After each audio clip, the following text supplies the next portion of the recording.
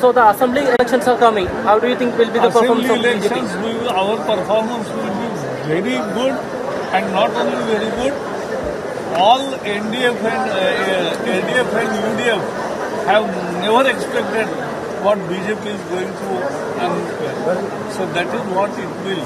One of the promises that BJP told during the election campaign was within 45 days, Prime Minister will come to Trivandrum. He is already on the job. അത് ഞങ്ങൾ തന്ന വാഗ്ദാനം ഞങ്ങൾ ഉറപ്പ് ആയിട്ട് ഞങ്ങൾ അത് അവതരിപ്പിക്കും.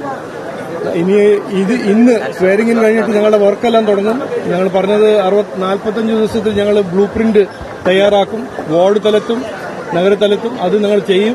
ജനങ്ങളുടെ മുമ്പിൽ ഇരുന്ന് അവരൊപ്പം ഇരുന്ന് അത് തീരുമാനിക്കും. അത് കഴിഞ്ഞിട്ട് പ്രധാനമന്ത്രി ഇവിടെ വന്ന് അത് പ്രഖ്യാപിക്കും എന്ന് ഞാൻ ഉറപ്പ് തന്നു. ഇന്നും ഉറപ്പ് തരുന്നു.